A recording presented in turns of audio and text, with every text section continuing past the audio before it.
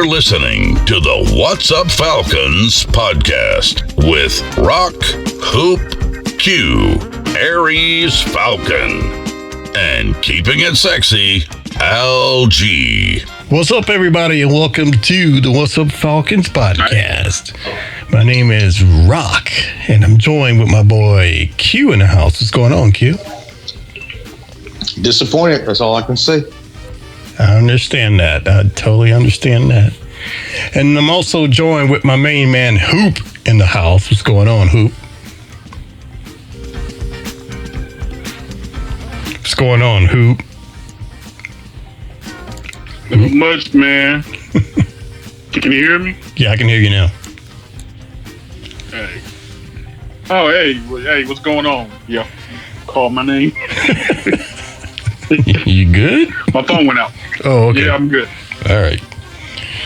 And we're also joined all the way from the West Coast with the notorious vidmaker, Mr. Aries Falcon. What's up, Aries? Hey, what's up, man? Hey, that's one.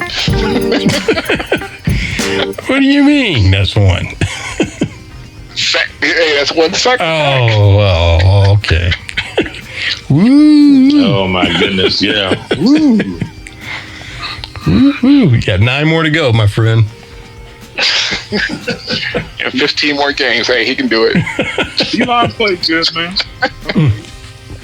Oh yeah. But hey, we'll get into that a little bit. And of course, keeping it sexy, LG. He was going to be on this show, but about an hour before his showtime, he said he couldn't. We rearranged the whole show around him. I know, right? So he said something came up, man. So I'm like, bro, really? Don't want to do it no more, but he's too scared to say it. That's what it is. But it's all good, man. We're going to have a special guest that we're going to have on a little later in the show and talk about some things from the game, especially the sound and stuff. But all right, I want to welcome everybody to the What's Up Falcons podcast. Don't forget to check us out on Twitter and exclusively at Armchair All American, and hit us up on our text and chat line, which is 770-268-0555. All right, fellas, this was game 1 of the 2020 COVID season. And Russell Wilson and his group came in here, and we caught our first L of the year. All right. I'm excited, man. I'm so excited. Look like we didn't miss a beat. No, I wouldn't say that, but go right ahead. Yeah, I'm being facetious, man, but it's all good. But, yeah, man, so, not the best of a premiere when your season is pretty much seem to be on the line, and when you can't afford to really lose a game, because this show title is all games matter. And I call it that because we have to play like all these games matter. There's no we'll do better next game. No, every game counts, man, as far as keeping your job and keeping people around. But that's just my thoughts. What do you guys think? All games matter? Some matter a little more than others. But, no preseason. I didn't really know what to expect. Right. It looks like the people who we expected to show up and play well, I think they did pretty well. There's a few question marks we still need to answer, with this coming week against the Cowgirls. But, right. The stars showed up. Yeah. And their stars showed up too. Oh, yeah. And boy, did they ever. Exactly. And I know we're going to get into the good, bad, and ugly, but to piggyback off what you just said, Hoop, we didn't have a preseason. So, a lot of people are seeing that. And, this is the first time they've been out there in a while, but neither did the Seahawks. And they look like they're ready to go to playoff like next week. And all I'm saying. Better coach. Yeah. And, So we're not, or because... Well, I mean, I don't know, man. I mean, It wasn't really all that hot. So, I mean, they just had a short field to work with several times. Hey, man. When you give the other team a short field, that's what's going to happen. But I mean, stat-wise, we blew them out the water. Yeah, but stats don't win games. We want wins. Oh yeah, because Russell Wilson's 31 and 35 passing isn't Madden numbers when you're playing at home on the video game. Yeah, but you know their number one receiver DJ Metcalf only had 97 yards on 3 catches. No, we have more yards than them. You have a point. Yeah, we had all 3 receivers had 100 yards receiving. All right, you're right, and we're going to get into all that. Let's go ahead and just get into good, bad, and ugly so we can talk about that. But yeah, we made some good stats. There's a lot of good. Don't get me wrong. But we'll just roll into it with the good, the bad, and the ugly. And I'm going to call this the Nigodamus edition, and I'll get into it a little later.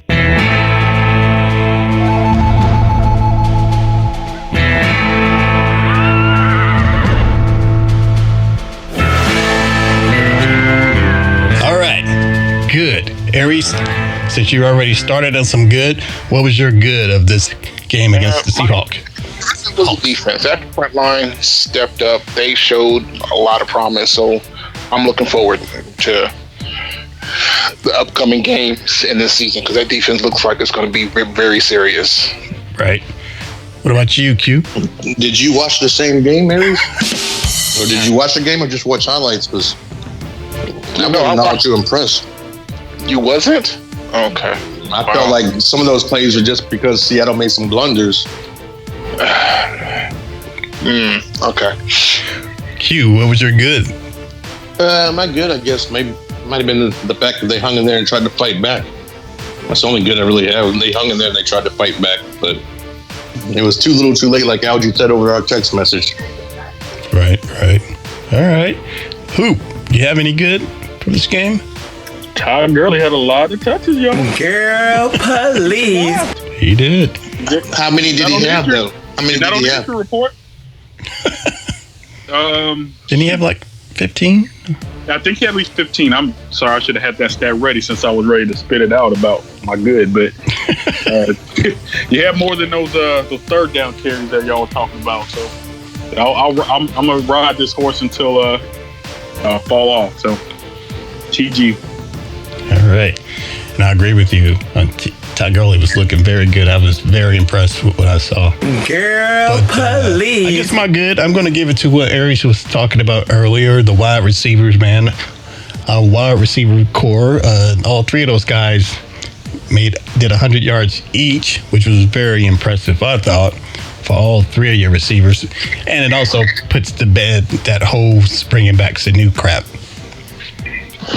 Yeah, because like he can sit out there and hold his own. I guess that's why they cut the other guy we had. Which one?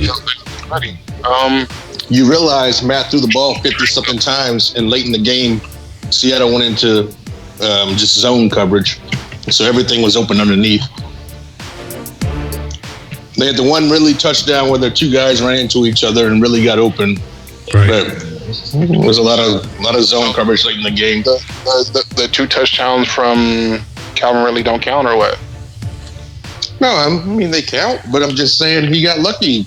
2 defenders ran into each other. The guy that was covering him fell to the ground, couldn't get up, and just watched from the ground as he caught a touchdown. But I mean, they went into zone coverage. They were that comfortable at that part of the game.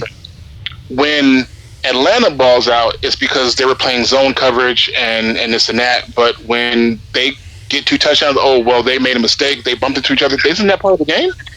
Couldn't that have been why they bumped into each other because they misread the play? Maybe.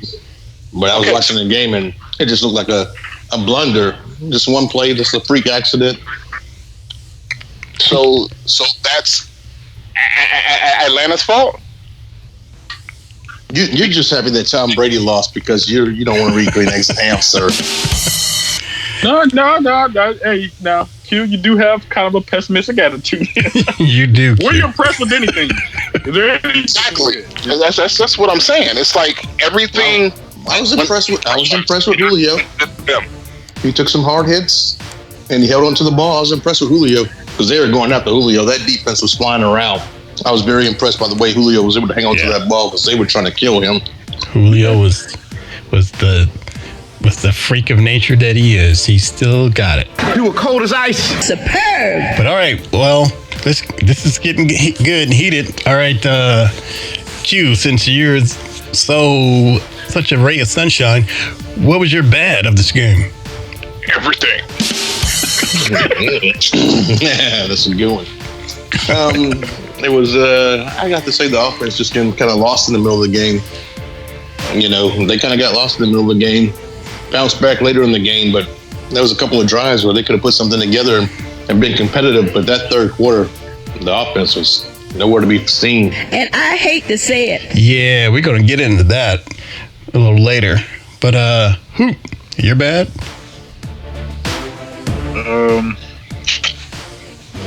I guess I can say that one for the ugly. Let's do bad. Right. Would be the DBs as expected. I think they lost some time. That's why Russell Wilson is why he makes the big bucks. DBs could use a little more work. We're gonna have to improve. All right. Aries, what about you? Offensive play calling. I don't like Dirk Cutter. I don't know how many times I've said this. I didn't like him when I was glad he left the first time, and the fact that he came back is beyond me. Amen, brother. I was capable for him. I remember like 2 years ago. I take that back now. All right. Well, my ugly. I'm surprised. My bad. Yeah, that was my bad. My bad, which I'm sure is going to be Aries' is ugly. My bad was Isaiah Oliver. This guy, I don't know why he's still on his team. Everything Aries has been saying about him is true. And how are you going to get burned like that? You're 3 years in and you were, top 10 pick from the Falcons? No. Second round. Second round pick still. Yeah. But you're 3 years in and you're getting burned the same way? Yeah, that was bad. I'm gonna have to defend that burnt though. What? What the hell you? What kind of? Ask me what color. I mean, it was a fourth down play, so mainly you're thinking, okay, they're gonna try to hit the first down. So he bit on the fake, and that was his only mistake because assuming a fourth down play, he's going for the first down, and first down is it.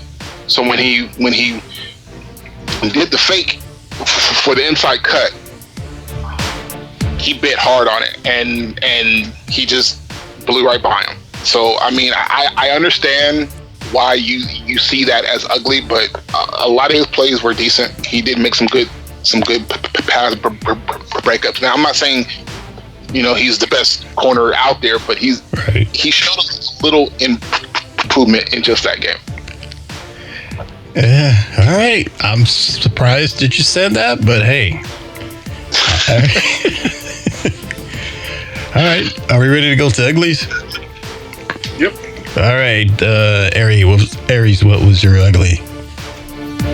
Q's face. No, I'm kidding.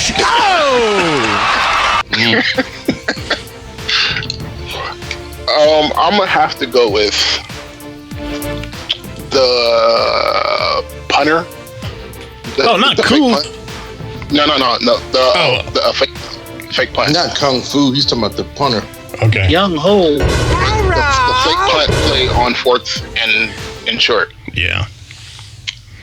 I mean, knowing you're going into the middle of the pile to get that first down, you need to protect the ball better, in my opinion. I was just ugly. I was so upset after that, and I think that sucked the soul out of the team after that play. Yeah. Because after that, it was just they were just playing like blah, as far as offensive wise. But it was just really ugly to me. So. Yeah, that was ugly. That was the beginning of our catch-up game, which we pretty much is our thing now, I guess, play catch-up. All right, Q, what was your ugly? I guess you just said it. That game looked like pretty much a bunch of games from last season, playing catch up, and defense letting you down. The penalties weren't too bad, but yeah, that looked like the same thing they served us last year. Right. Looked like leftovers. Ricardo Allen had a pretty ugly penalty, but hey, I'm not gonna beat him up over it. But, yeah, I saw that one. Hoop, what was your ugly? Ugly for me, has anybody seen a scout report? Locate Jamal Adams. That dude was everywhere. Like, damn, slide protect to the right. He just blitzing over the right side of the line. Tearing damn Matt Ryan up, man. Yep. That was very ugly, man. I agree. And that kind of rolls into my ugly.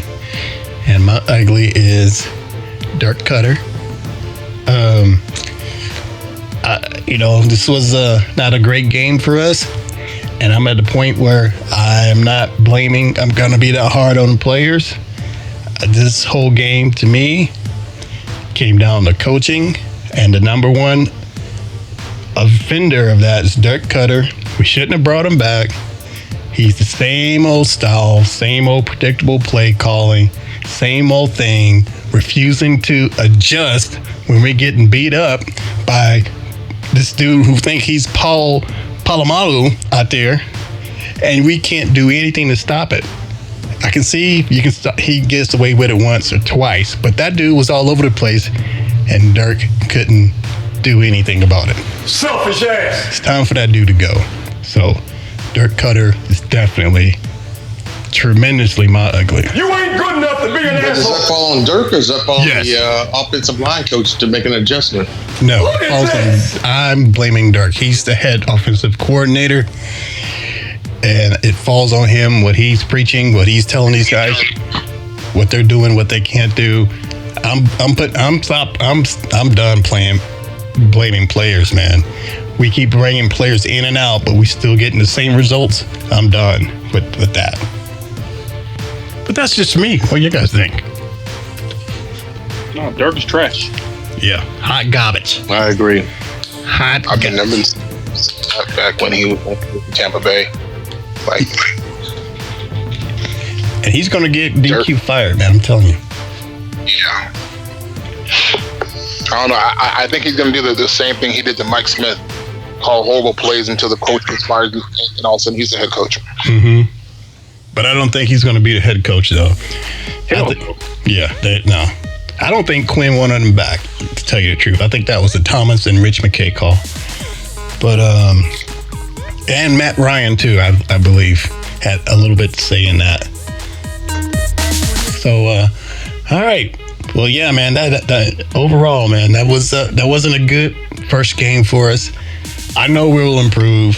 I know that was just, no preseason and all that, but I did see flashes. I'll give Tack a little bit of credit. He came out of the gate, he was all over the field. If he can keep that up, that'll be great. And just wondering, did anybody notice that he wasn't in his normal 3-point stance as much? I didn't notice it. He was standing up. He was playing a lot like Dante Fowler. Right. Do you think Dante had a lot to do with that? I guarantee you he did. Yeah. The same way. I forgot it. What was his name? Who came in and helped Tack? Mm-hmm. Oh, Vic Beasley. But, yeah. And then that 1 year Vic went off. Right. Dwight Freeney came in and helped him. Yeah. There you go. Dwight Freeney came in and helped Vic, and that year he had his 15 and a half sacks. Speaking of that, then, so say Dante Fowler has the same effect with Tack, and Tack balls out this year and gets double digits. Do you give him the big contract? Yeah. How big? I mean, Yeah, how big? I mean, went out there and proved himself, didn't he? That's 1 year. So did Vic Beasley, but we saw what happened after that. At the point of a contract year to go out and prove you deserve that money. Yeah, it is. But did Vic ever get past his physical and get signed? I'm not sure. I didn't hear nothing. Because I watched a bunch of NFL highlights and I didn't hear anything about that dude this week. Last I heard, I think he's still on the Titans, but He didn't make the Titans. They had a big win.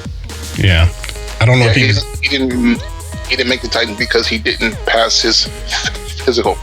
Are you sure? Because I that was said at first, but then I was listening to Titans podcast, and they were talking about that. Someone said that they saw him. He's really out there working, and I guess they gave on the practice squad. I heard the same thing too. I heard that. Yeah, I heard he was working and trying to get in shape and everything. That was the last thing I heard about him. Yeah, me too. So I'll have to check into that and see what happened to him. But all right, before we go to injury report. Yeah. So yeah, what? He was in the Titans. All right. Hoop. Got any injury report? The injury report. Yes, we had a scare during the game where Jamal Adams catapulted himself into Russell Gage's helmet. He was down for a while, got back up, had a nasty kind of fall on his neck. Looked like his back was hurting. He got back in the game, had 4 catches, so it seems like he's good. I didn't see him on the report, and Darquez Denard went down second half, and he came back in the game, and that's all the injuries that I have. We're hoping to have my trade soon. They haven't said come back next week. If he can get on to what we got going on, that could be a good unit. Oh yeah. All right. And Hoop, I forgot to ask you earlier, but were you able to find the stats about this game? I'm curious. Yeah. So Harry's already kind of mentioned it. We had 500 total yards to Seattle's 383 total yards.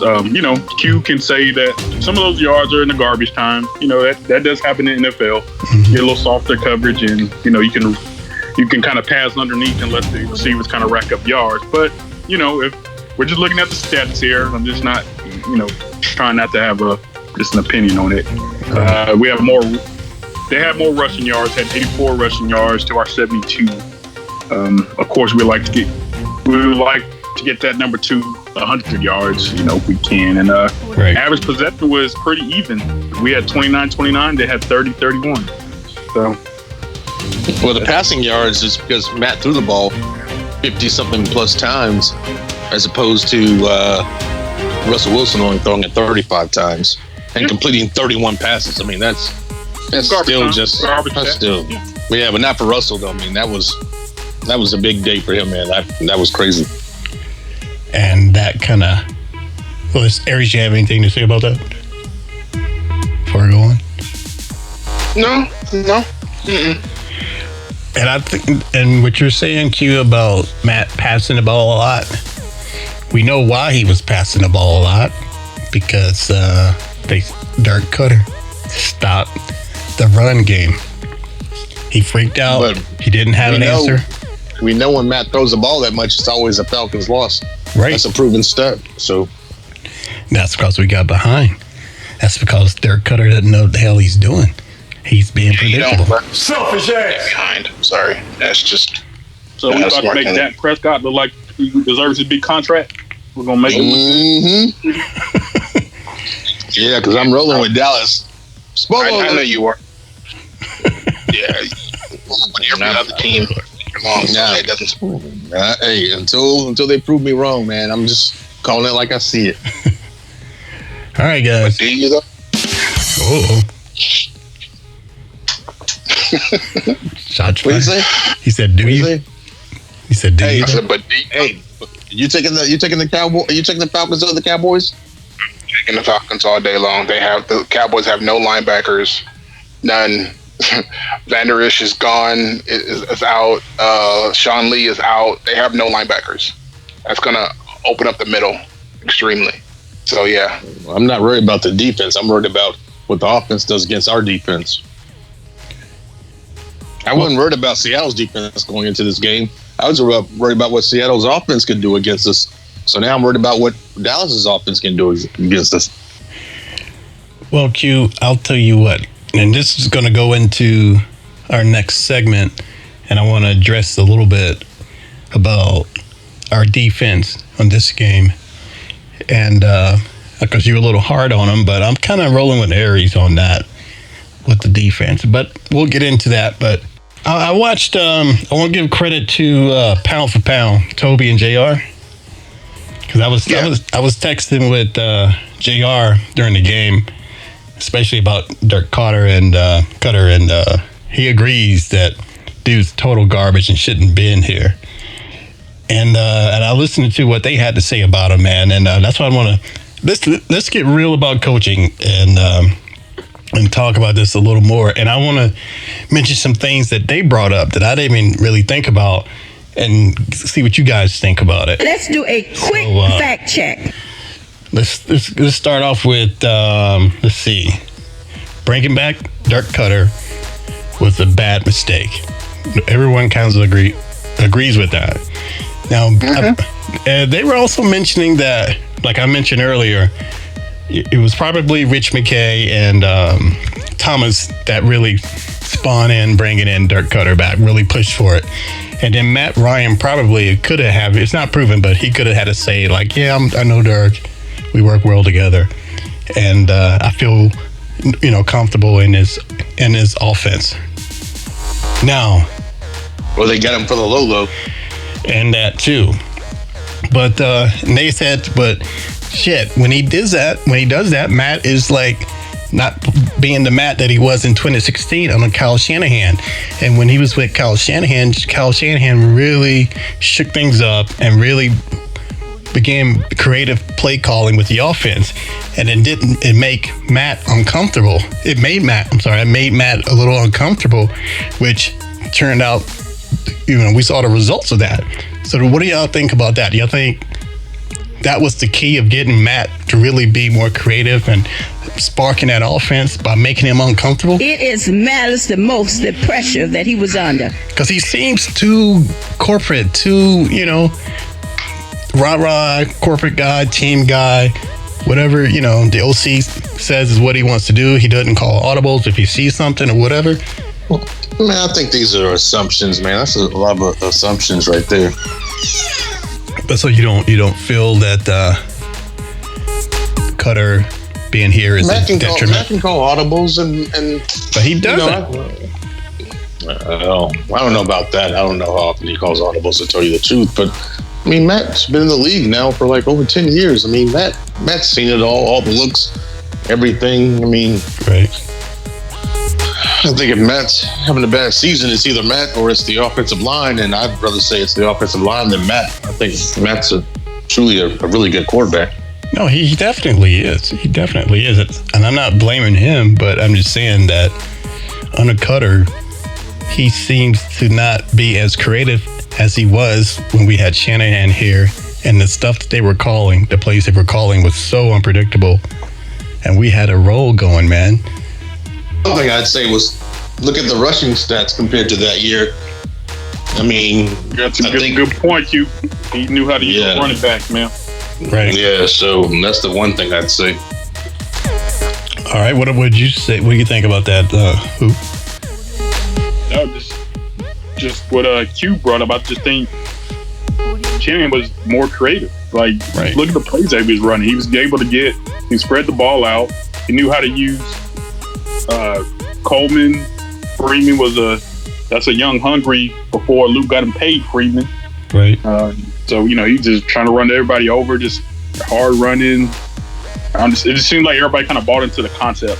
Right. I do admit it's kind of predictable now. We're gonna give Julio the ball. He's gonna. I think people know how to defend the Falcons. Julio's gonna get his numbers. I wonder why that is. Yeah, I was going to say, though, Julio's still getting his numbers, though. It's like, but that's because Julio's the beast. Julio might be the greatest wide receiver in the game right now, and had he played with a different quarterback, who knows where Julio would be right now, but Julio, I'm just saying, Julio will be on his from what I've seen Super Bowl with Julio on this bad Falcons team. Some of them been good, but some of them been bad. But even when they're bad, Julio still produces. I'm like, man, imagine if Julio played with the imagine if he was in a team that was really good back in the day, like a Seattle, right, or a New England. Imagine Julio's the number one receiver in New England. Right. Imagine Julio in Kansas City right now. I mean, Julio could catapult a team that's on the brink over the. Imagine Julio in Baltimore right now. No, not Julio's the man. Julio's the man. Yeah. I'm not talking about players, man. I'm talking about coaching. That's our problem right now. Look, did y'all realize? I'm sure you guys realize we've lost our opening game 3 years in a row. 3 years in a row. Did we? Who did we open up with last year? I thought it was Philly. No, we didn't. That was the second game. Yeah, you're right. And who was our offensive coordinator? Well, Dirk was there twice, and then it was Sark. It was Sark and then Dirk. And Sark. And do you guys, did the Falcons come out like they were prepared coaching? Did they look like they were prepared for the Seahawks?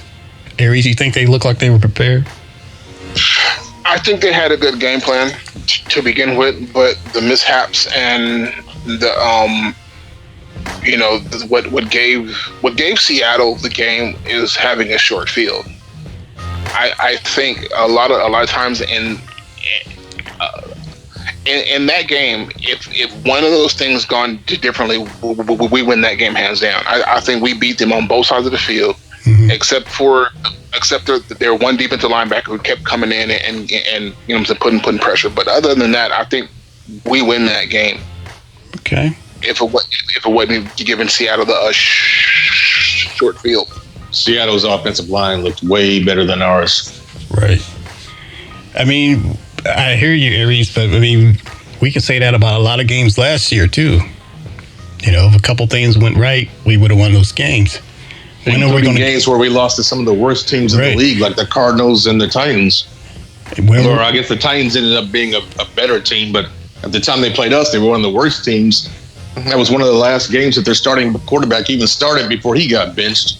Right. He went off. Yeah, exactly.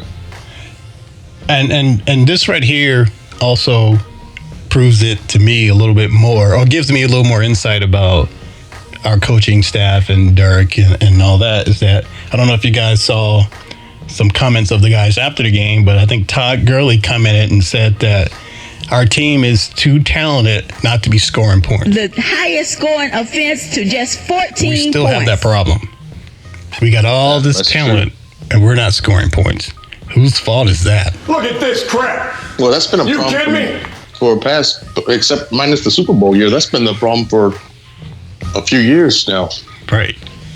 And we keep getting better players. So we pick better players. So we think to fix that problem, if it's not the O-line, it's a pass rush with Tack and all these guys. And we're picking talented guys on paper. But, we still have a problem scoring points. I don't know. I mean, we can't keep blaming players. And also back to where you were talking about, you were hard on the defense, Q.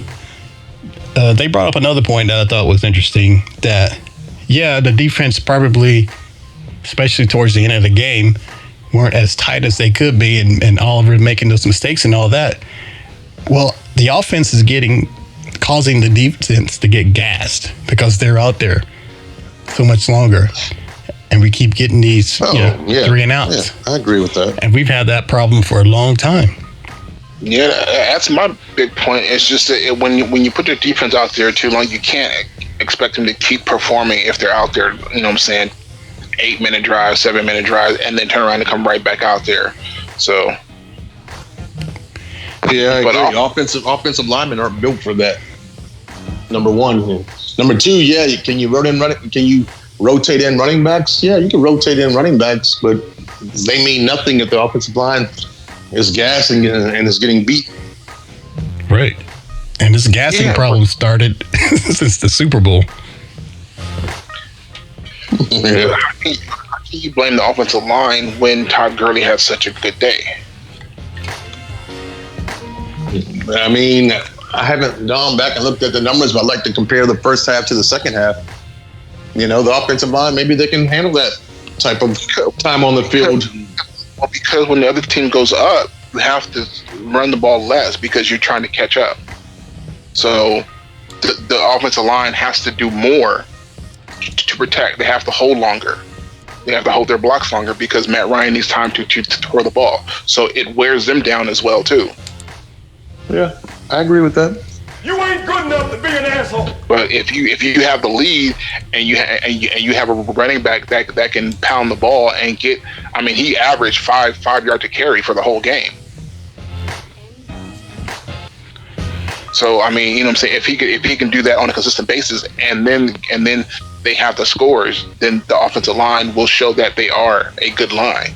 Right. I think the offensive line did a good job, but it's just the fact that they had to throw the ball more, which held them from getting gas. And plus, defense turning the ball over. It was just a whole lot of factors into that loss. You can't just look at, well, Russell did this and DK Metcalf did that. It's a whole lot of smaller shit that goes into it.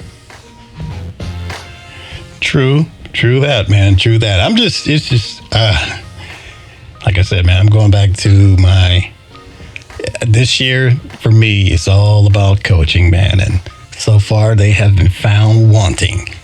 So, were you guys impressed by Gurley? I was. I was. I was. Texting the whole game. 14 carries, 56 yards, 2 catches for 1 yard. Averaging 5 yards a carry. And they only pulled back on Gurley because they fell behind. 14 goes into 56 4 times, bro.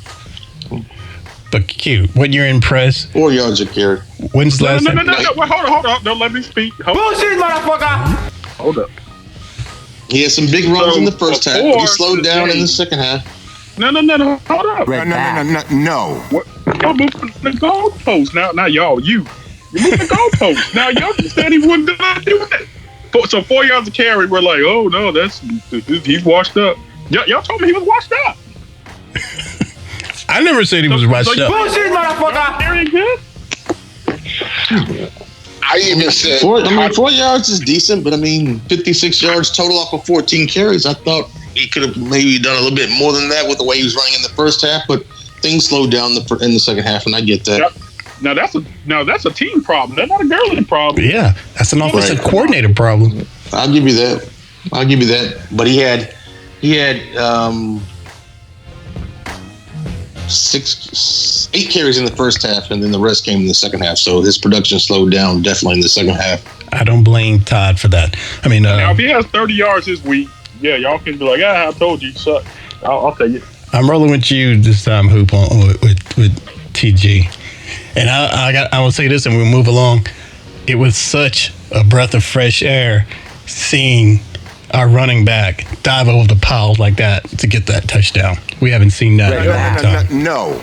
Bad knees and all. Bad knees and all. So I'm still not going to get his jersey because even if he balls out, he won't be here. Yeah. And then another thing I want to bring up too, Julio Jones, no touchdowns, which is becoming like something common now. He goes all season long without scoring, but Ridley did punch in too. But Julio, no touchdowns, but 157 yards receiving. So I'll take that. It's kind of like when D'Angelo Hall used to play Terrell Owens. He'd be like, I'm talking about who. D'Angelo would be like, he didn't score, but Terrell would have like 150 yards receiving. But anyways, just throwing some stats out there. That's funny. All right, but before I'm just gonna wrap it up and move on. But I still stick by it. Dirk Cutter's gotta go. I hope they get rid of him mid-season. I don't care if they're losing, don't keep him. But I know that's not the Falcons' way. But I don't expect anything better from him. All right, and you're listening to the What's Up Falcons podcast. All right, fellas. Now I want to ask you guys this. You guys watch? That's kind of the problem, though. I think. What? I think they need to cut somebody midway. Right. To show that Arthur Blank means business, because everybody knows he's kind of to me, he's becoming a pushover. He's no Jerry Jones. This dude is a straight up pushover. I've heard something a little different than that, and I'll talk about it a little later. But okay, you guys saw the show. Saw the game. There was no crowd there. You know, we had the whole open stadium, but they had to use their ambient noise and all that. What did you guys think about that? Did it sound like it was like, almost like a normal game? It sounded like a normal game, except for on big time downs, you really didn't hear the really loud screaming that you get, sometimes when it's a big time third down or somebody's trying to go for it on fourth down. But other than that, the flow of the game for all the games that I watched, all the people did a really good job of putting in the sound. Right. I heard they used sound from actual games, and it was great, Well, we have a special insider on this. We have a guest this week, fellas, and his name is, he's my best friend, and his name is Darrell, but we call him Elvis. Elvis Presley is in the house. What's up, Elvis? What's up, Q? What's up? What up, man? What's up, Darrell? What's up? Not much, man. Yeah, I know. I was your best friend, though. Hang on a second. Stop the show. Pump the brakes. I know Q, but I don't know the guy from the West Coast. But Rock, fill me in on that. So, how's it going? Good. Before Rock gets into the whole thing about the sound or whatever, I'm not as deep into football as you guys are. Trust me, I'm from the South, so I'm always gonna rep. I was born in Carolina, so I'm gonna rep Clemson. I was raised in Augusta. I'm going to rep Georgia, and I live in ATL, so I'm going to rep the Falcons, always. Indeed. The one thing I got to say about the game, because I was there and I was doing crowd sounds and stuff, but the one thing about the game that I saw is the Falcons didn't start showing until the second half. They weren't doing nothing the first and second quarters. Right. After halftime, that's when they started showing what they could do. That's all I got to say about that. All right. Well, you thought it was too little, too late, or what did you think about it? I mean, that's what I saw. I mean, you saw the Seahawks like pull ahead early, and they outplayed us. But we showed, like, we tried to come back and win the game, or at least tie it up and go into OT.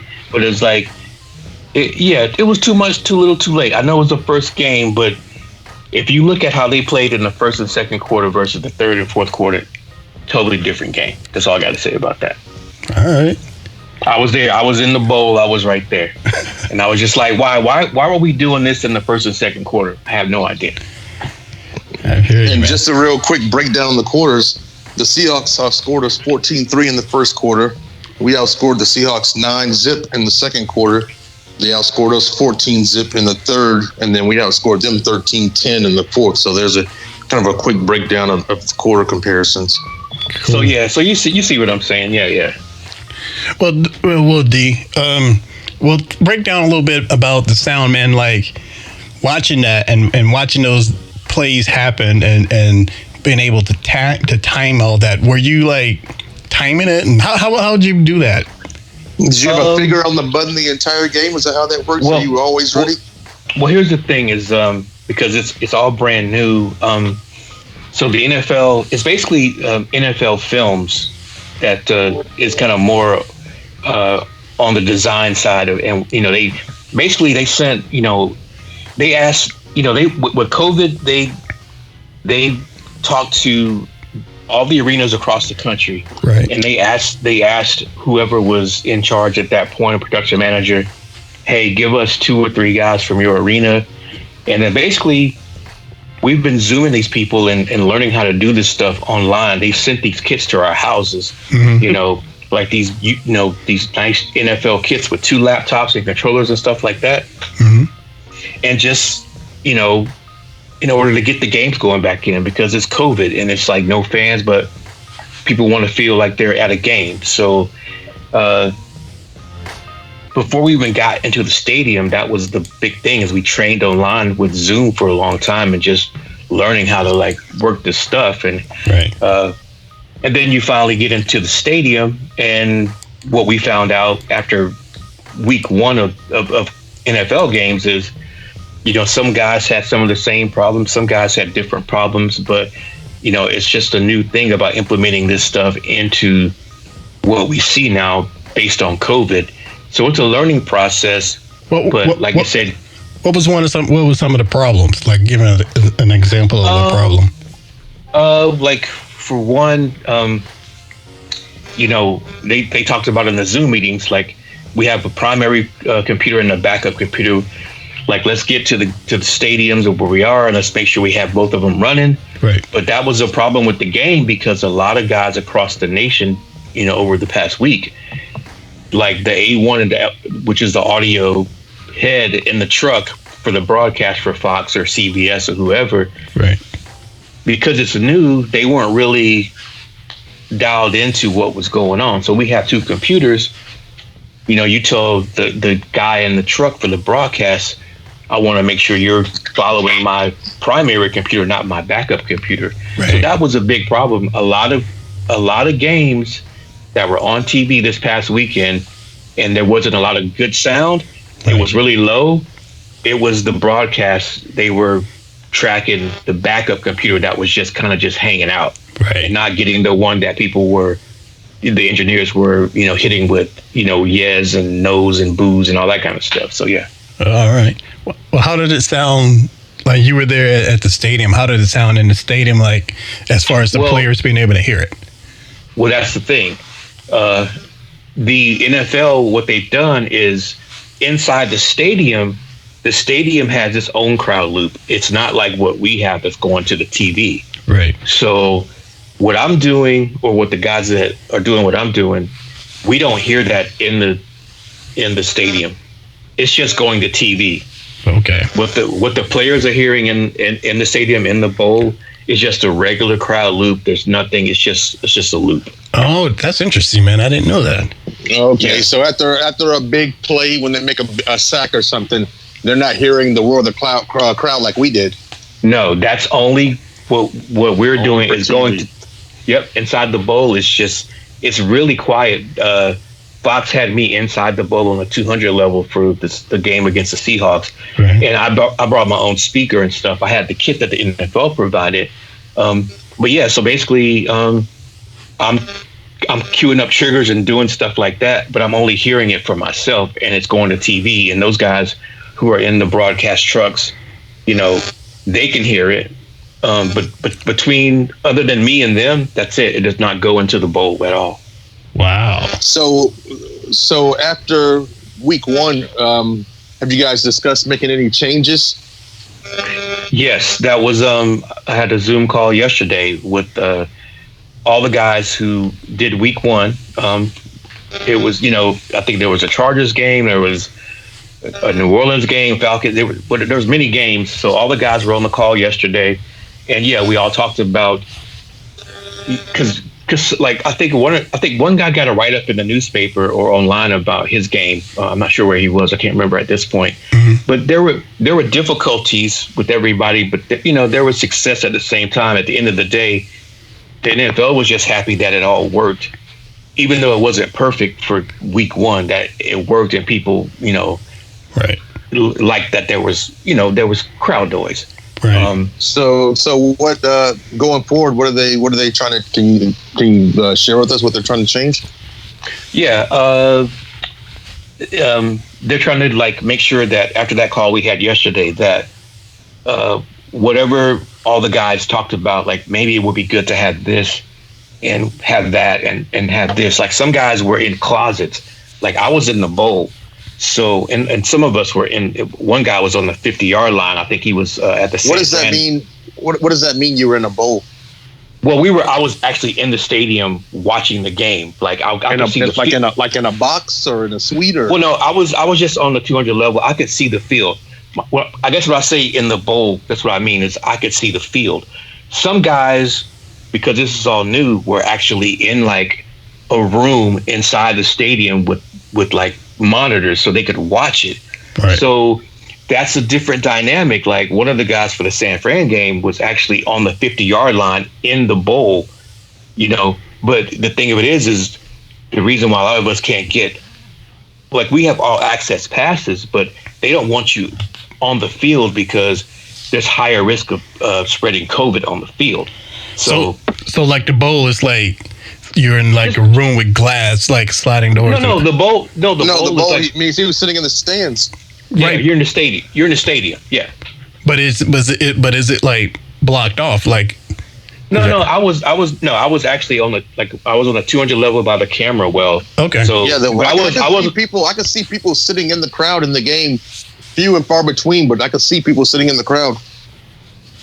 Right, but here's the thing: for those guys that are running those crowd noises, some of those guys, they just put them in a random room inside the stadium. So right. it could be like a closet, it could be like an office space.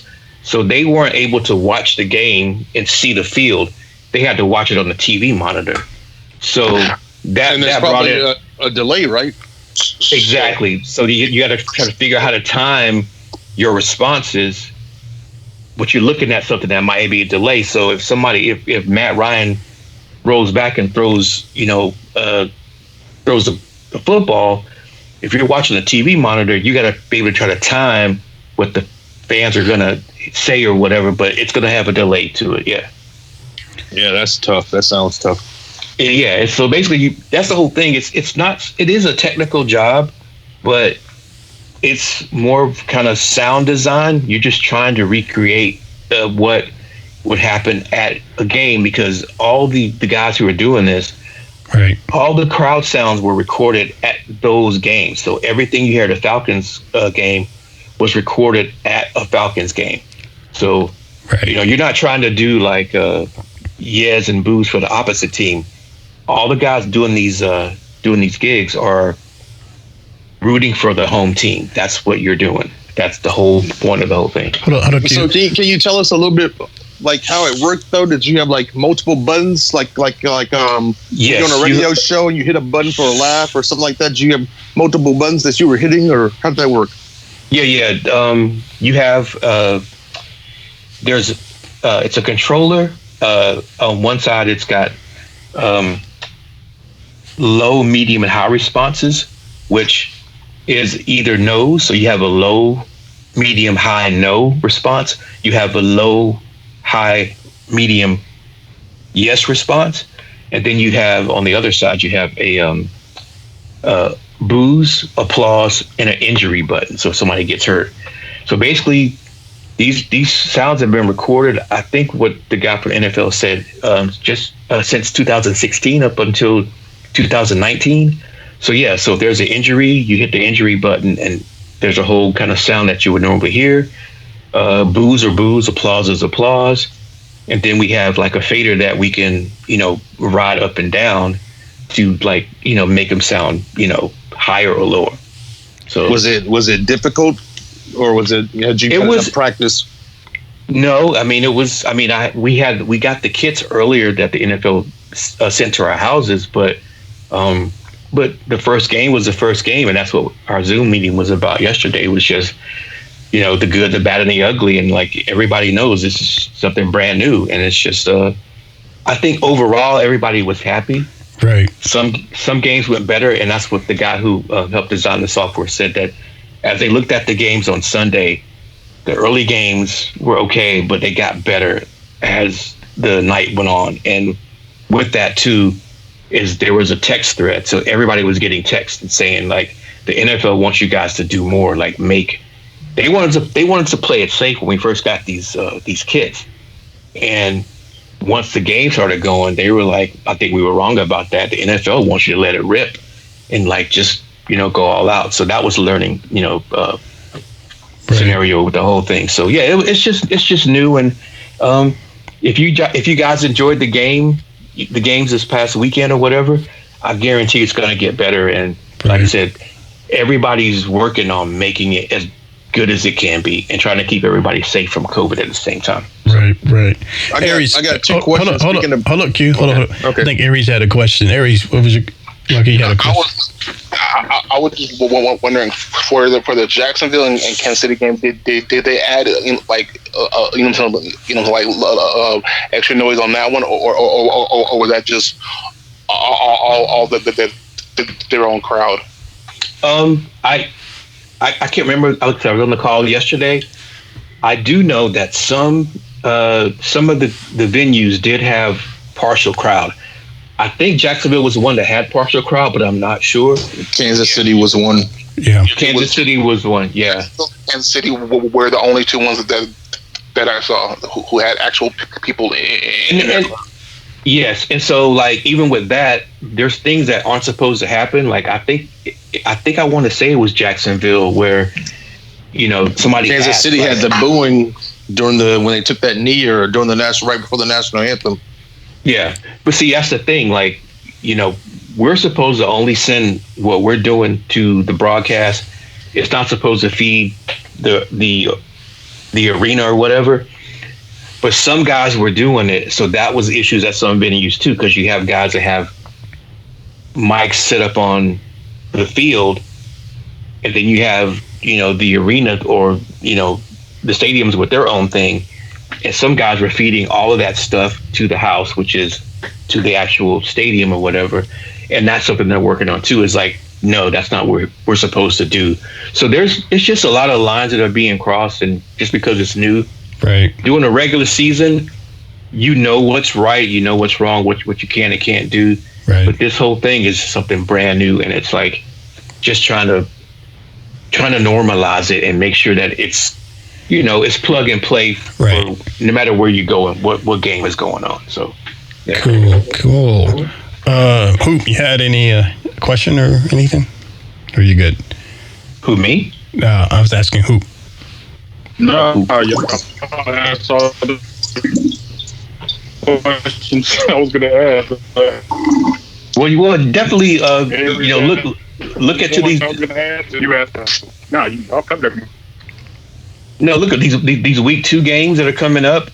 Check them out. They should be a lot better with the sound. It should be more engaging because Katz is really learning what to do to make it. That's what it's all about. It's really about guys like you, and it's about making it so exciting, like for you guys not to be feeling like it's different than having fans in the stadium. You're watching it on TV.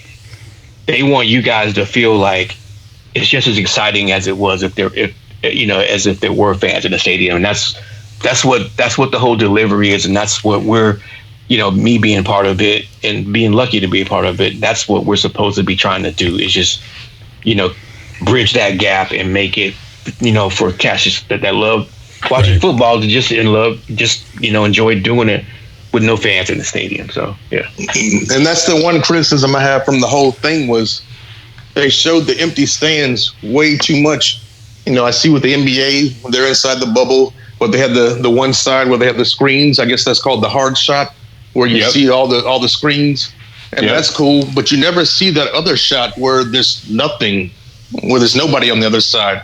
And I just felt like they just kept showing that way too much. I'm kind of like, you almost had me, and I almost was believing it, but now you show me these empty stands. I'm like, don't do that, because that's why I'm not watching baseball, because it's just so boring and so weird watching it without any crowd noise and then seeing all these cutouts in the crowd. Like, they had us for a second. If they could minimize how many times they remind us there's no one in the stands, I think we'd be all in. I guarantee you, like I said, I was part of that call yesterday. I guarantee you won't see it anymore. That was talked about. It was like, we can't do this and show empty stands. If we have fans in the stands, then we can shoot some of that. But it does. They realize that it messes with people's psyche. Like, it's weird when you hear the sounds, but then there's nobody on video. Like, so trust me, the NFL is doing, like, I think out of all sports, like, they're really pulling out, all the stops to make sure that it's a great experience. are they going to try to add in the actual home field advantage? So like when the other team is on a third and long, you kind of what I'm saying, hit the crowd up a little bit more, or I mean, is it because you what you were saying earlier was the team on the inside don't hear that, right? They just hear a little small loop. Yeah, on the field they just hear just regular, like the NFL sent every stadium a loop that's supposed to be played within the stadium while the teams are playing. So what we do, the sounds that we are doing, it is made because, like I said, the triggers that we are using have been recorded at each of those teams' stadiums. So the Falcons noises were recorded at a Falcons game, and they're used to help, well, via TV anyway, right? To give the Falcons advantage. I think that's one thing it takes away from the home team, because it's that home field advantage of the crowd being so loud that the other team can't hear. You know what I mean? I think they have decibel limitations, though, right? They do have that as well. Interesting. With the inside, because like I said, there's guys that I've worked with at the stadium for like past 2 years that I haven't seen because of COVID, and I got to see them Sunday. Right. And the guy who's mixing inside the bowl, which is not a lot going on really, but he's basically playing or facilitating what the Falcons hear. He told me, he's like, I can only go but so loud. The NFL won't let me go but so loud. So wow. Yeah, there are limitations that and I don't know why that is. If it's because I'm like, well, when the stadium is full, it's loud as hell. So why are they're making him just bring his volume down? Is that to distract from the players? I don't know, but there is limitations. Yes. I think they're trying to just keep everything on an even keel for the entire league or something like that. Yeah, that kind of makes sense because who's to say you can slip them some money and to push it up a little louder, Yeah, and I told you guys last week, they said it would be the same equivalent to, and the newscaster did it during the news last week. He was like, it's the same equivalent to a hairdryer or a vacuum cleaner running behind my newscast. And he actually turned on the hairdryer and he did the rest of his sportscast with the hairdryer running. And he said that's the same equivalent as to what they could do. Interesting. But hey, tell me about getting into the stadium though. Was there did you have to wear a mask? Did you have to take tests? I mean, how was it? Are they really being serious about this? Yes. So, like I said, for me, I've been an employee of the stadium for the past 2 years. So typically, we roll in. We have a badge.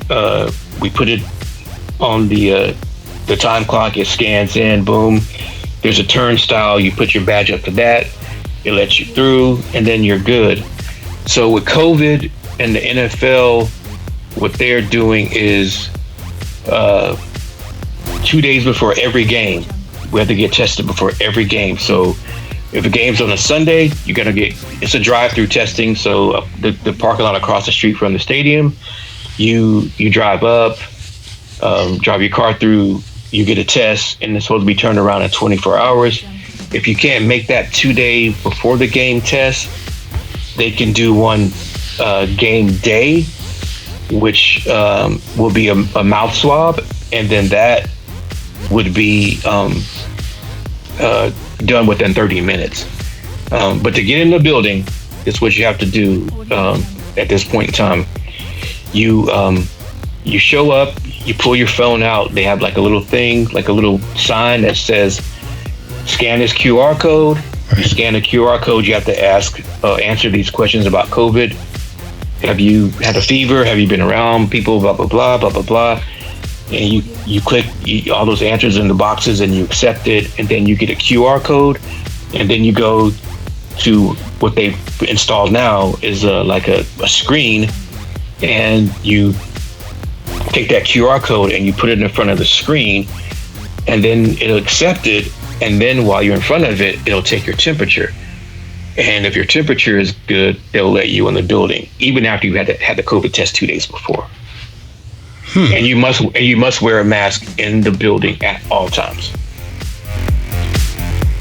Yeah, I saw a Braves game a couple of weeks ago where there was a guy standing watching the game, and they actually stopped the game because he wasn't wearing a mask, and then asked him to leave the game. I was like, wow, that's crazy. Yeah, so I mean, but it's everybody. It's it's safe, and it's what we got to do. And what I understand, like I said, some venues already have fans in there. What I heard from the Falcons, if I'm not mistaken, is by week 4, they're going to have partial fans in the building. Not sure if that's 100%, but that's what I heard. So, yeah, I kind of heard the same thing, man. I've heard that too. Yeah, DQ said that a few weeks ago that they're pushing sometime in October to have, if everything goes well, to have partial fans in there. Yeah. So what if you didn't pass your COVID test? What would have happened, and how would they've carried on? Well, they're working on that still, because here's the thing: it's like for Mercedes-Benz Stadium, when the NFL called and requested, like, hey, we need some guys that we can use for the season to do this certain job. It was me, and then one of the guys I've known for a long time. So I'm the primary, simply because I got my paperwork in first. He's the backup, but they're working on that whole thing, because we talked about it. It's like, well, what if I get a false positive, or my test comes back positive? Like, you're only bringing the primaries in to take these COVID tests. But so if my test comes back positive on a Friday and the game's on a Sunday, like, is the backup? Is he in town? Is he on vacation? So there's a lot of things that are still kind of being worked out. Like, there's scenarios that could happen like that, and they really don't know, because it's COVID, and they're just trying to figure it out as it goes. Right. Wow, man. It's crazy. And on top of that, it's cool to be able to be on the roster for NFL. But dude, I'm gonna tell you something. I've never had to do as much for a job as I don't know how many times I'll work for them out of this season, but what they have you do to be a part of the NFL is insane. Wow. They check everything. It's nuts. Wow. It's nuts. It's like the FBI. I'm glad to hear that. Yeah. Cool, man. That's cool. Hey, let me ask you real quick. Were the cheerleaders there? They were. Okay, what? They were? But they were separated. They were on a different level. They were on a different level from the field. They were not on the field. Like on the field, like I said, it's really, like I said, you can have all access and you can go, but they just really want to keep the teams safe so they can play and just keep like only really essential people on the field. Right. All right, which is a good thing. Oh yeah. They're trying to keep it safe, man. You got to do that, man. Just because this thing is still around, but if you're gonna do it right, and that'll set the precedents going forward. Yeah. I don't know about the rest of the venues, but I can say that even before COVID, people would say things about hey man, you don't get worried about terrorist attacks. Like I would say, like in Atlanta. Like the officers and all the the people that need to be a part of like making sure things are secure. Right. They've been doing it good for a long time. Definitely. Cool. Yeah. All right. Any of you other fellows have any more questions about for Darrell or? You very very informative. Yeah, I think we asked a lot of questions. I think we asked all the business. Eric, you have one? No. Okay. Yeah. It was a good time. Like I said, I love watching the Falcons. Like I said, you guys are probably a little bit more hardcore than me, but I probably won't ever be back on What's Up Falcons unless it's another some other like technical type thing. So we have you on before. It's been a long time ago. Yeah. It was a long time ago, but it's cool. Yeah. Well, cool, man. We appreciate that insight. How's the family doing, man? On a personal note. Oh, family's good. Actually, this is for me and my daughters. This is our birthday month, so my little one's gonna be 11 on the 19th. my oldest ones are going to be 20 on the 22nd, and I'll be. Does she still play soccer? Yeah, she got full ride to play in for Coastal Carolina. Full ride? Oh, Coastal Carolina. Yeah. Okay. Yeah, and I'll be 49 on the 30th. So. Oh man. Yeah. So it's all good, man. Everybody's good. Yeah. We'll get together, man. And COVID's been kind of crazy. Me and Rock and Mike and another friend of ours had planned a trip to Blue Ridge before COVID happened, and we couldn't make it. So we'll get together, man. We'll see each other. Most definitely, man. Most definitely. Yeah. All right, we're gonna get close to wrapping it up. Darrell, do you want to stay on, or you want to? You can stay on if you want, or if you want to break, you can break. Yeah, you guys are good, man. I'm gonna. I think I did my piece. So unless you need something from me, I'm gonna. All right, man. Unless you need me to stay on, what y'all gonna talk about? Well, we're just gonna talk about predictions for next week's game and give shout outs and strip clubs. Well, I mean, I don't really know if I care about predictions for next week's game, but strip clubs though. Freed ain't nothing but naked ass. I'm just saying. But now, y'all just give me if y'all hit strip clubs, man. Like, just hit the brother up. Let me know what y'all gonna be. Hey, one quick thing before you go. Aries is kind of the newer guy here, and he knows that he knows Al G. And he's got to experience a little bit of Al G, but Aries, me and Darrell, we know everything about Al G. Just if I don't know it, this guy knows it. He knows how long we've been friends. Since I don't know if I told him, but since we were 19 years old. Yeah. I was like 17. Yeah, 18. Primo. Oh, he's seen all the hairdos. Trust me. Oh hell yeah. yeah. But all right, Pete, man, we appreciate it, bro. No doubt, it was, man, great to talk about. I'm loving this thing, man. It's a different kind of way to look at football and put you in the game. Like, you guys would probably be great at doing something like what I'm doing, just because you love the team so much, and that's what some of the guys talked about. It's just like you got to just put yourself in it and just feel like a fan, right, and let it rip. So these guys, when you start watching these games, they're going to be letting it rip, and you're going to really enjoy what you're watching. So yeah, definitely. So all right, man, that's what's up. Yep. All right, man. I'll come back one more time before it's over, though, because I'm sure we'll have more questions as it goes along. Oh yeah. Yeah. I'd be more than happy to, man. No doubt. All right, cool, man. Peace. All right, man. That was pretty cool, man. I mean, like I said, I sent that picture of his setup, man, and it kind of makes sense after talking to him with the dual screens and stuff. Y'all saw that picture I sent to y'all on the last week, right? Yeah, I didn't see it. Have I met him at North River Tavern before? You may have. I know you've met him at least once or twice. If it wasn't North River Tavern, it was American Pie. It was definitely American Pie. Gotcha. But that's interesting, man. I think it was that night Hoop you was dancing with that girl with the jerry curl and the beard prep. I have no idea what you're talking about. Okay. But one last thing that he said, man, I didn't even know about was that. So they're designing it specifically for us, a sound, and then the players hear something different. I didn't even think that. I thought the players and the crowd listen to everything. Yeah, I thought the same thing too. And that goes to my theory about having that home field advantage. Had Atlanta had a home field advantage, I think the game would have turned out a little different as well, because it makes it harder for the line to hear the snap counting and all that. Right. But if it was just a normal, like a practice sound, like in the background, then it was easy for that team to focus up. So, well, from watching Hard Knocks, though, the teams have been practicing with that same background noise for a couple of practices. Though, they gave the teams the option to have that background noise, so the teams were used to what they were going to hear.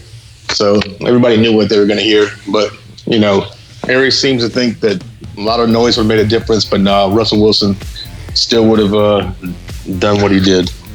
Yeah, Russell Wilson probably still would have done what he did, but a few of them people on that offensive line wouldn't have. Would have caused a lot of false starts and jumping off sides. So yeah. Well, like you said, it may get better as it goes along. I mean, I don't know, but I feel you on the home field advantage. But that means they got to play better. I agree. All right, fellas. This game, then it's gonna be a no problem. Right.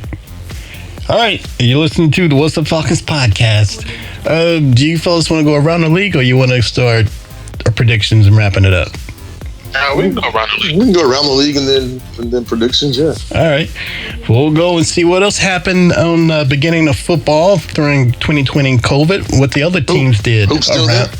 I believe so. Yep. What the other teams did around the league.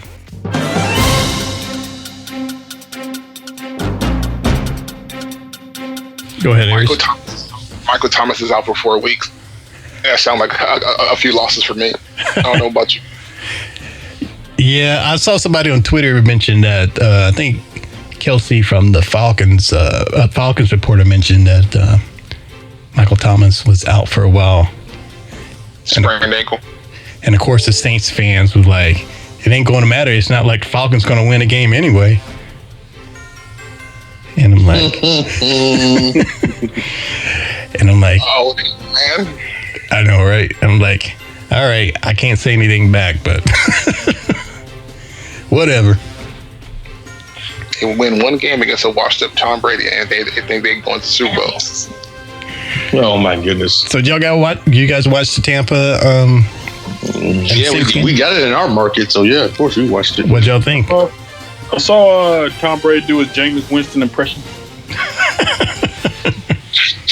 Throwing interception. Aries might have been right about that offensive line. I will give him that. Aries did mention that offensive line a couple weeks ago. Like you made it sound like that was just a guess of mine. Well, I was holding hope that they'd be able to figure something out, but I don't know, man. It's a good New Orleans team. I mean, that New Orleans team is predicted to win the division, so I mean, you know. Yeah. Yeah. Michael Thomas. See how they do that. So y'all think? Said it's only 4 weeks, right? You ever sprained your ankle? Yeah, of course. Okay, and then you rested a couple of weeks. Now, when you come back, are you 100% sure that the ankle is going to hold up still? Are you 100% sure? I've seen guys come back from way worse injuries than the ankle sprain in the same season and still ball out. I'm not worried about an ankle sprain. You've seen people come out with who? Don't worry, I'll wait. I can give you a prime example. Todd Gurley, his last year at Georgia, got a significant knee injury and then came out, and the very first play he was on the field, he took a kickoff return back for a touchdown. He got called back for holding, but shot out a year after that, right? No, that's the second. That's the second injury. He had 2 injuries in college. I think he had 2 injuries in college. Do you know? Am I wrong? That sounds right. I think Gurley had 2 injuries. Chubb had 2 injuries. Chubb had one bad injury, right?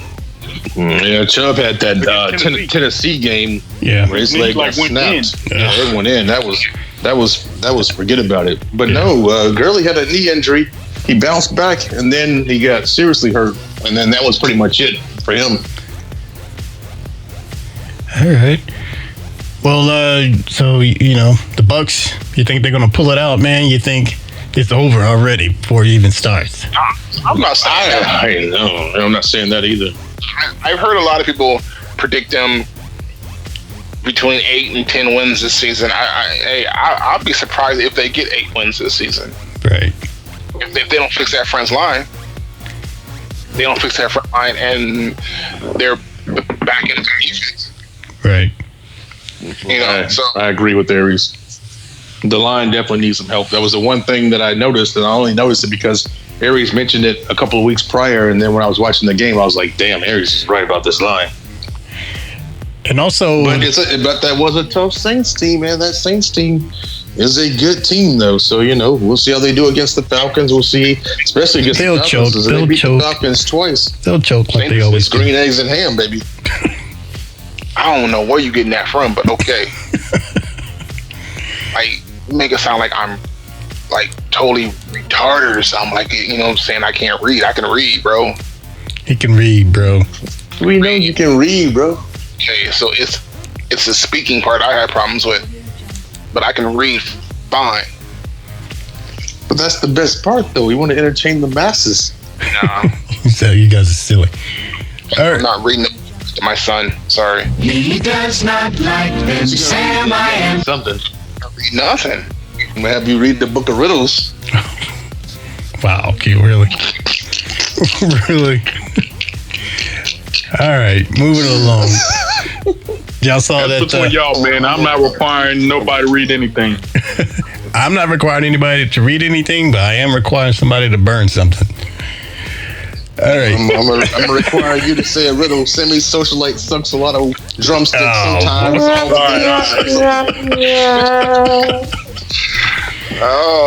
All right. Hey, isn't Von Miller's out too for a while? Or the season? Yeah, he is. Yep. What y'all think about Cam getting strong-armed after the game? Woo! That was funny. Try to snatch a man's chain. He did look like he tried to snap his man. chin. It landed on the ground. He said he got it back. But Yeah, he got it back off the ground after he picked it up. What did he do? He said, "That's my chain, punk." Yeah, he said, that's my chain on the ground. And then his hair was looking a mess. What's up with Cam's hair, man? He looks like a runaway slave. He the game looked like Mr. Peanut. He got What'd you say, Aries? Cam Newton got, you know what I'm saying, Crabtree. Yeah, he might. I keep the lead. Yeah, he might. Wow. Yeah, I didn't see Cam's game. Only thing I saw was what you sent, Q. He getting jacked by Debo, but you know. Yeah, I can't watch a New England game. I don't care who on that team. I can't watch a New England game. And what was the Sunday? Aries, what'd you do for the Falcons game? You went to a sports bar? Nah, bars are closed out here, man. Oh, that's right. I pulled up my phone and found somebody who was streaming it on Facebook.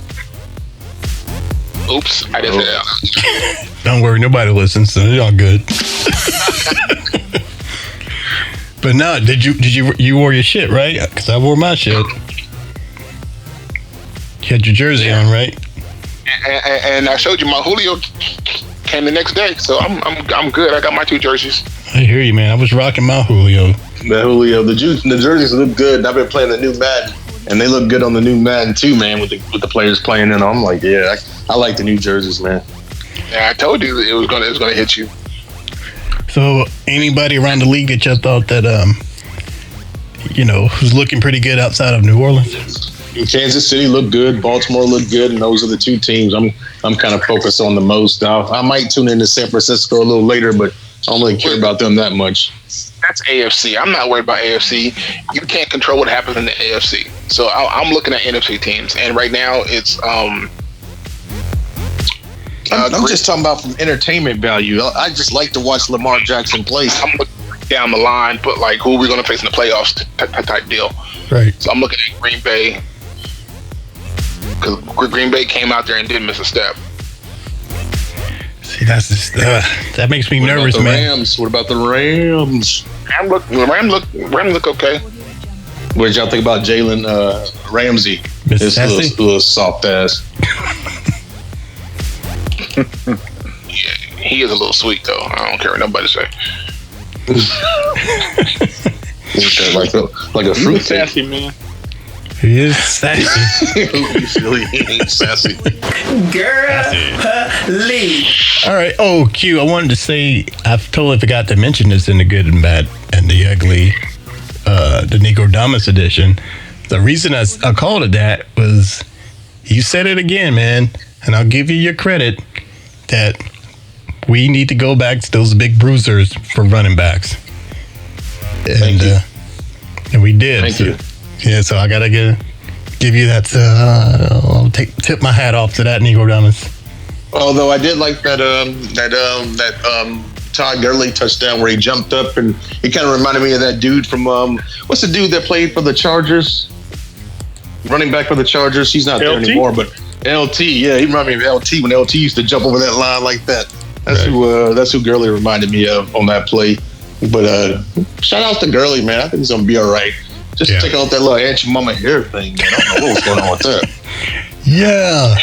You didn't want nobody pulling on his dreadlocks. Yeah. I guess so, man. Them little shit locks. It did look like, he's about to go after the game. He's getting ready to go work in the kitchen or something. But I thought he was going to make a breakfast.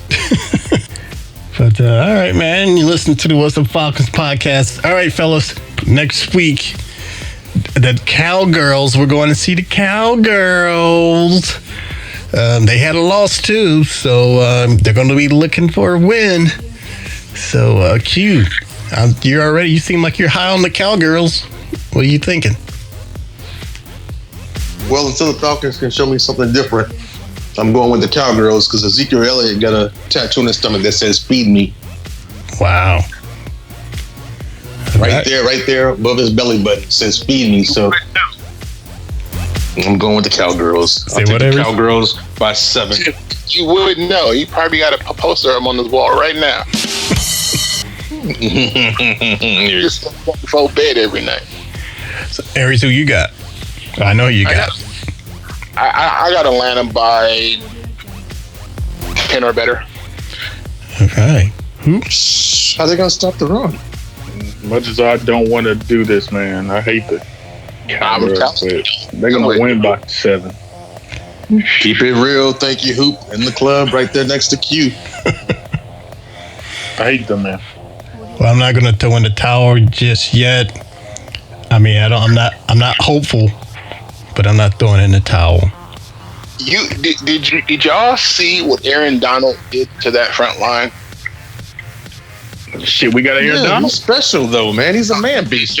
But did y'all he was doing to that front line? Is Tat Gun do that? Now Jared's good now. I ain't gonna exactly. Who on our front line is always compared to Aaron Donald? Grady Jarrett. Thank you. So you don't think he can at least put something up there like that and to push that pocket? I'm telling you. Look, our D line is they were balling, but once he gets that ball off, what we gonna do? If they can, I'm telling you, if they put pressure and get him to throw the ball when he don't want to and where he don't want to, it's gonna be problems. And I think that's a lot of ifs, man. Yeah, right. You can't live on all these ifs. If coronavirus did happen, everything would be cool, right? If too many ifs, dude. Hey, I want Jared to fall out. I don't want to sound like I'm just some, contrarian. Like somebody who doesn't even have faith in the team. I have faith in the team. Hey, look, this time last year we beat Philly, and I said second game of the season we're gonna lose to Philly. So if this plays out anything like last season, we will pick up this win against this Cowboys team. But who knows? Hey, I stand on my word. I said Seattle by 7 last week, and look what happened. I mean, I took Seattle by 10. Let's keep it real. If I see something else, I'll switch my pick. Well, I agree with Hoop, man. So keep it real show for the fans, man. I real, Aries. I am keeping it real, and like I said, I watch the game differently than most people do. So I mean, well, Facebook must have had commercials during the game while you were watching it. you missed some stuff. No, you missed some stuff. That's the problem. I feel okay. Well, I'm 1-0 on my predictions. You're 0-1. So we'll keep an eye on that. Okay. All right. I feel you, Aries, but that it's hard, man. It's hard. It is so hard. I mean, not to jump off the bandwagon. It's harder than Aries saying, how much wood would a woodpecker chuck if a woodpecker chuck wood, baby? All right. Say it, Aries. Say it one time. You're listening to the What's Up Falcons podcast. All right, fellas. Sure, I would say something else, but I'm going to leave that alone.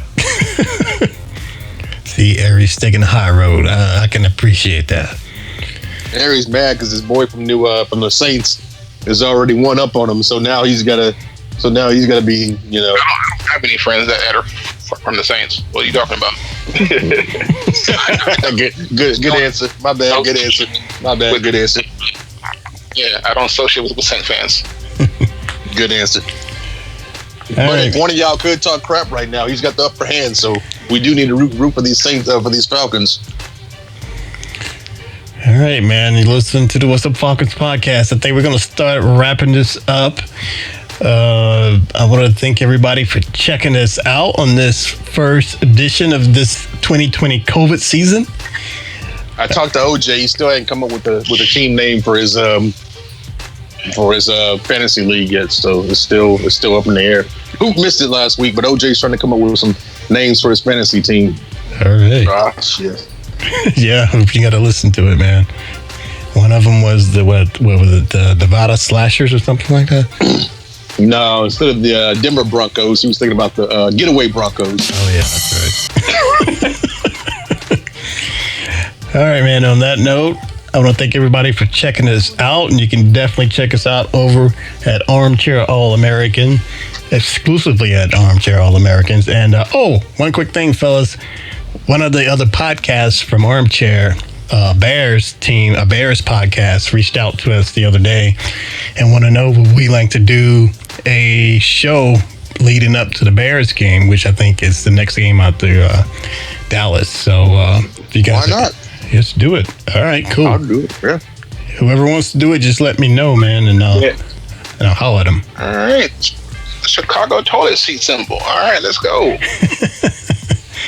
So it should be fun, man, and I'll send y'all the information if y'all want to check out their podcast. But yeah, that'll be cool, man. So yeah, I definitely want to check out their podcast beforehand. Yeah, but all right, man. Well, if that is it, I will check you guys out next week. Yep. Peace. All right, fellas, I appreciate it. Peace. See you. Peace. Check out the What's Up Falcons podcast exclusively at armchairallamericans.com. Subscribe to the What's Up Falcons podcast on iTunes and SoundCloud. Listen to the What's Up Falcons podcast at whatsupfalcons.com.